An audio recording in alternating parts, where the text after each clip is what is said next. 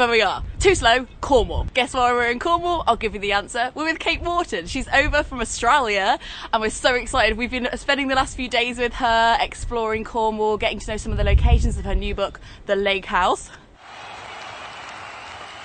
The book's set in a spooky abandoned house that Sadie, an investigator, discovers and finds that there has been an unsolved case of a missing child. Spooky.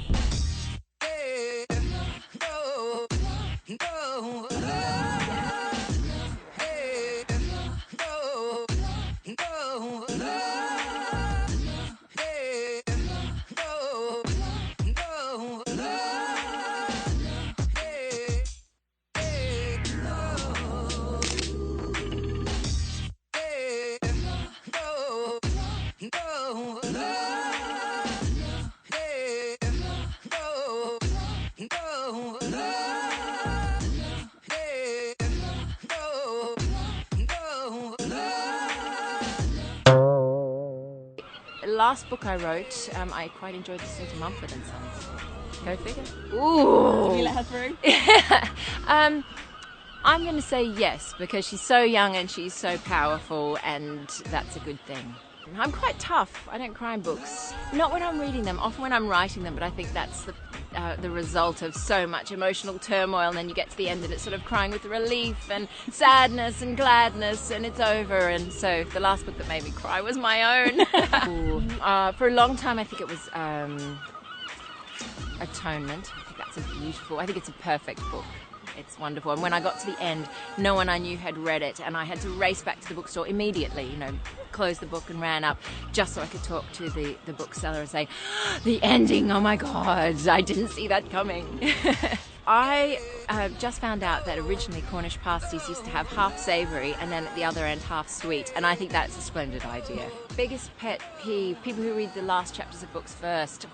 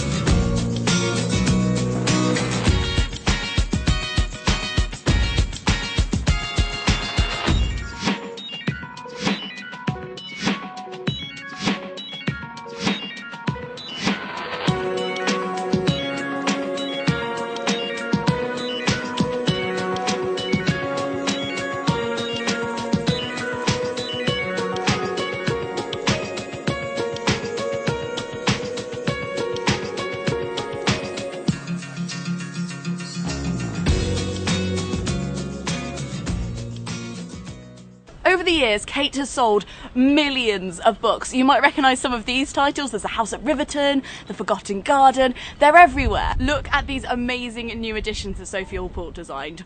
My personal favourite place was Porpero. So many winding streets, so many ice cream parlours, so many places you could hide a body. How do you write a book that it would seem everybody likes? So I thought I'd corner Kate there and ask her a few questions about her process. So, Kate. Lena. What book is this now? 6? 5. Number 5, and I know this because until approximately 3 months ago it was named #5. Oh, really? They're just numbers until they... Well, I would like to have the title first, but it's the hardest 3 words for me to write. The other 170,000, they're always 3 no words worries. as well. Always 3 words. Okay. What made you pick Cornwall? I have sort of fell in love with Cornwall from afar when I was writing The Forgotten Garden, because I was looking, sort of auditioning for places that had a smuggling past and the sea, and I looked at lots of different locations, and then I stumbled upon the story of the Lost Gardens of Helligan. And this is right up my alley. It's a real life Sleeping Beauty house. Yeah. After the First World War, and everybody left, and the house and the garden grew over and then was rediscovered and brought back to its beautiful best. And once I'd read that, it's like, oh, I have to set the book there. I wanted to write about an abandoned house and a place that over 70 years could completely be, sort of overtaken by the wilderness. You know, sort of civilized place that had been overgrown, and it had to be Cornwall. Yeah, it's the secret corner of England. It is. If you're going to hide something, you'd hide it in Cornwall. Yes, and there's so much magic, and it's almost in the air. It sounds so cheesy to say that, but it does feel that way. Yeah, smugglers by nature. Exactly. It's like going into a bubble. You open the bubble and you're in the world so vividly the whole time you write it, and then the moment you finish, for me, it's like the bubble shuts and other people can come in and I can't get back in there now. It's over for me. Because I was going to ask you about Lost Children and Peter Pan, and it's that Peter Pan returning to the window and not being able to get it's through. Exactly like that. But it's like that for you in your own novels. I feel it the same way as when I was writing it, but it's a good thing because that bubble drifts away and it's time for me now to open the next one. The dark side of the novel is really, somebody missing a child. Where the hell did that child go? And it's a complete mystery. Nobody can solve it. Yeah. Did you use kind of more serious news stories to kind of get inspiration from modern day things? Or? I did actually, sort of, in a loose sort of way. I always think books are thousands of ideas put together, but you need a few really vivid ones at the beginning to sort of kickstart and give enough of the picture that you feel like it's a story worth following. And for me, one of those was this very famous missing child case in Australia about it's called the Beaumont Children case.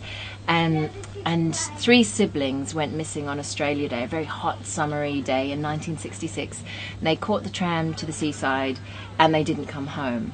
And to this day, none of their belongings have been found, and although there have been leads, they've led nowhere.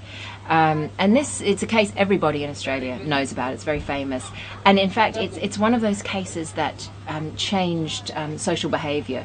It was a very ordinary thing for children to go off and have that sort of freedom at the time, but after that, people held their children a lot more closely. Yeah, kind of change parenting forever. Yeah, the way we parent. Every so often, those sort of landmark cases. Yeah, they become parables that then govern what happens in the future. Yeah, and I think that's kind of what happens with this boy who goes missing as well, isn't it? It changes the community forever. Yeah, and of course in the lake house it's a very different situation. It's an infant who's taken from a house, or is he? On the night of a big Midsummer Eve party in the 1930s. But certainly this idea that people can seemingly disappear into thin air was one that really ignited the ideas that formed the lake house. What I really loved about this book, which I think is just really amazing, is the meta side of it. It's a story within a story, and everybody in the story is telling stories, even if they don't realise. And they're all, Alice aspires to be a writer, becomes a writer. She grew up with this older guy who was also a writer and wrote about her mother as a character. And it's very, did you get a lot of inspiration from Alice in Wonderland and those kind of books that? Definitely, and calling 2 of the characters Alice and Peter was definitely a sort of a way of playing, and again with readers, because I know my readers will get that, and they'll like the fact that they're in jokes, and these lost children in this book about lost children, and in fact all the characters in the book have been lost children in some way. Even Peter, who grows up in this loving family, but he's the cuckoo. He doesn't feel like or look like the rest of them. So that the book is filled with characters who didn't quite fit. I think it's really interesting when we talk about male and female writers, because we think of male and female kind of thought processes, but actually the way you describe, especially with a crime novel, it takes this spatial awareness that we often kind of associate with masculinity and that organisational and that really rigid structure that then a flowing narrative comes over. Well, I always think, I'm a left-hander, but I was ambidextrous as a small person, so I always think, well, maybe that's left and right brain. So I love words, but I really like spatial maths stuff as well. Yeah, and I think that's how you trick people, because it's a very flowing, relaxed narrative. This is just what happened, chill out. It's and then you get to it and you're like, oh, she's been crafting this the whole time. It sounds very unromantic to talk about, because especially in books that are quite romantic, but I love structure. I loved maths at school. I really did. Those building blocks. It is. And it's the architecture that you need before you hang the pretty house around it. If you don't have a good architecture, the house falls down. And I think so for me, that's one of the joys of writing, is coming up with the structure and working out where different elements of the story go and how to tell it. We hear from a lot of different perspectives, but Alice is my favourite personally. Oh, good. Because she's Alice quite too. A recluse, even though she's in some ways you get to know her quite well, even when she's older. But she's very on her own, even though she's in this big house with all these people. Yeah. And do you feel like that you put a little bit of yourself in that? 'Cause she's also a writer. Yeah, I think like so. you. I think I can't speak for all writers, but I am definitely an observer. And I think part of what made me a writer, or sort of led me to being a writer, I've always been quite good at being an outsider. You know, sort of I can get along and rub along with people, but I went to school in a place that wasn't where I grew up. I had to catch a bus a long way, and I always felt slightly different. Yeah. And I'm quite happy being that person, because it has meant that you're sort of looking from the outside a lot of the time. And I think, is it Graham Greene who talked about the splinter of ice in the writer's heart? Oh yeah, yeah. Isn't that in the book as well? Yeah, it is in the book. Hey! It's true. It's that part of you that even when the most awful thing is happening to you, a small part is observing and taking notes for when you might need to write what it feels like to feel fearful or devastated. There's a part in the book that you know, one of the characters suggests that haven't we all thought about killing somebody, if only for a minute?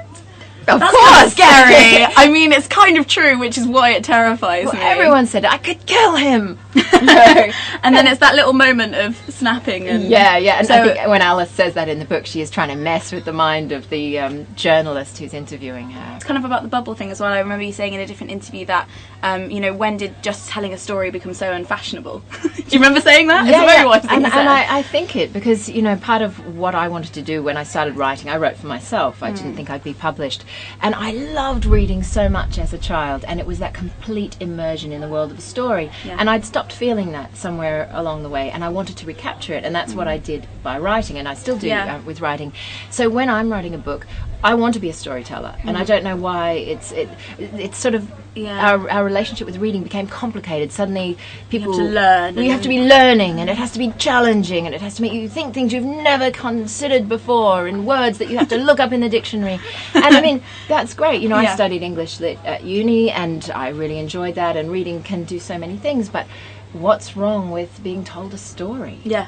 I think that's the greatest way to learn empathy as well. Isn't always from, you Studies show that. Yeah, and it's just kind of stats and stuff. It's from children really who just read have spending greater time as somebody else. Yeah, absolutely. So there's a really amazing passage in the book where you talk about how the location is kind of a character. Yes. You know, they kind of get to know, and a lot of the stuff that happens with the characters, they're all drawn back to this one house, and it feels like that is almost he or she. Yeah.